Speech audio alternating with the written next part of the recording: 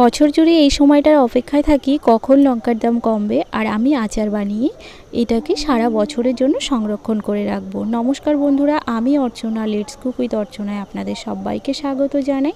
আজকে রেসিপি লঙ্কার আচার। এটা গরম গরম ভাতে তো ভীষণই ভালো লাগে খেতে, এবং কোনো ভাজাতে অথবা চচ্চড়ি রান্নাতে এই তেলটা যদি ইউজ করা হয় না, তো সেই রেসিপিটার স্বাদই একেবারে বদলে যায়। তাহলে চলুন রেসিপিটা দেখে নিই। এখানে আমি 1 কেজি লঙ্কা নিয়েছি। লঙ্কাগুলোকে খুব ভালো করে ধুয়ে নেব। এবারে দেখুন, আমি কিন্তু এখানে একেবারে কচি লঙ্কাগুলো ইউজ করব না। আর সেই সাথে দেখে নিন, এখানে কিন্তু লঙ্কার বোটাগুলোকে খুব ভালো করে ছাড়িয়ে নিতে হবে। একটু বোটার অংশ থাকলে আচারটা কিন্তু দীর্ঘদিন পর্যন্ত সংরক্ষণ করা যাবে না। আর একেবারে কচি লঙ্কা নেবেন না, গাঢ় সবুজ দেখে লঙ্কা এখানে ইউজ করবেন। পাকা লঙ্কাটাও আমি ইউজ করেছি এটা দেখতে সুন্দর হওয়ার জন্য। এবারে দেখুন, আমি একটা সুতির কাপড়ের উপর লঙ্কাগুলোকে বিছিয়ে দিয়েছি। এবারে খুব ভালো করে আমরা এটাকে মুছে নেব। যেহেতু আমরা এখানে এটাকে আচার বানাবো, তাই এর মধ্যে একটুও যেন জল না থাকে ওই দিকটা আপনারা লক্ষ্য রাখবেন। এটাকে আমি একটু রৌদ্রে দিয়ে রাখবো জলটা খুব ভালো করে শুকিয়ে নেওয়ার জন্য। আপনারা চাইলে ফ্যানের নিচেও দিতে পারেন। আর এখানে একটা মশলা বানিয়ে নেব, ওই জন্য আমি এখানে শুকনো লঙ্কা আর ধনেটা দিয়েছি। এটা একটু ভাজতে টাইম লাগে, কিছুক্ষণ ভেজে নেওয়ার পর এর মধ্যে মেথি দিয়ে দিলাম, দিয়ে দিচ্ছি মৌরি আর গোটা জিরে। লঙ্কার আচারে সাধারণত শুকনো লঙ্কাটা ইউজ করতে নেই, তবে আমি অন্য আচারের জন্য একটু বানিয়ে রাখছি। মশলাটা আমার তাড়াতাড়ি ব্যবহার করতে সুবিধা হবে, তাই শুকনো লঙ্কাটা আমি তুলে নেব, নিয়ে আর বাদবাকি যে মশলা আছে ওই মশলাটা আমি ইউজ করব।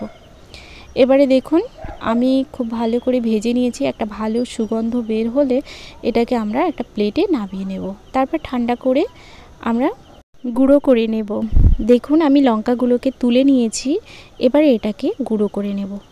দেখুন, এইভাবে গুঁড়ো করে নিয়েছি। একেবারে মিহি গুঁড়ো করব না, একটু আধা ভাঙা টাইপের করে নিতে হবে। এবারে আমি দেখুন লঙ্কাগুলো কেটে নিচ্ছি। আপনারা যেমন খুশি লঙ্কাটা কেটে নিতে পারেন, এভাবেও কাটতে পারেন, আবার মাঝখান দিয়ে চিড়েও নিতে পারেন। যেভাবে সুবিধা হবে ঠিক সেভাবেই লঙ্কাগুলোকে কেটে নেবেন।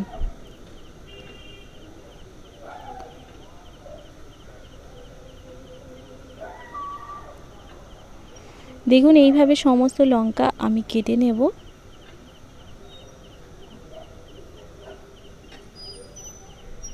সবগুলো লঙ্কা কেটে নেওয়া হয়ে গেলে এর মধ্যে দিয়ে দেব স্বাদ মতো লবণ।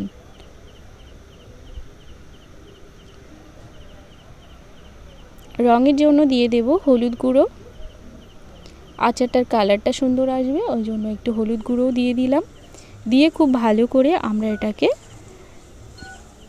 হাত দিয়ে মেখে নেব। চাইলে হাতে গ্লাভস পরেও করতে পারেন, এতে করে হাত জ্বালা করারও ভয় থাকবে না।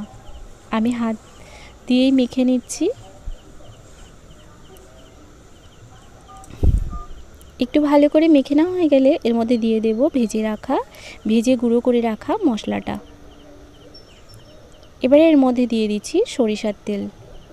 কিছুটা সরিষার তেল দিয়ে খুব ভালো করে আমরা এটাকে আবারও হাত দিয়ে মেখে নেব। এইভাবে আচার বানিয়ে রাখলে দীর্ঘদিন পর্যন্ত, যতদিন রাখবেন ততদিন পর্যন্ত এটাকে সংরক্ষণ করে খেতে পারবেন। তবে এই আচারটা বানিয়ে রাখার জন্য একটা কিন্তু কাচের কন্টেনার অবশ্যই ব্যবহার করতে হবে। কোনো রকম প্লাস্টিকের কন্টেনার ব্যবহার করলে কিন্তু আচারটা নষ্ট হয়ে যাবে, বেশি দিন ভালো থাকবে না। এটাকে আমরা গরম জলে ধুয়ে তারপর খুব ভালো করে রৌদ্রে দিয়ে, কন্টেনারের মধ্যেও কিন্তু একটুও জল থাকা চলবে না, খুব ভালো করে রৌদ্রে দিয়ে তারপর কিন্তু আমরা এটা ইউজ করেছি। এবারে আমরা এর মধ্যে লঙ্কাগুলো ভরে দিয়ে দিচ্ছি তেল। এখানে তেলটা এমন পরিমাণে দিতে হবে যাতে করে এই লঙ্কাগুলো তেলের মধ্যে খুব ভালোভাবে ডুবে থাকে, না হলে কিন্তু আচার নষ্ট হয়ে যাবে। এবারে আমি এটাকে রৌদ্রে দিয়ে টানা 7 থেকে 8 দিন পর্যন্ত রৌদ্রে দেব। 15 থেকে 20 দিন পর এটা খাওয়ার জন্য সম্পূর্ণ রেডি হয়ে যাবে।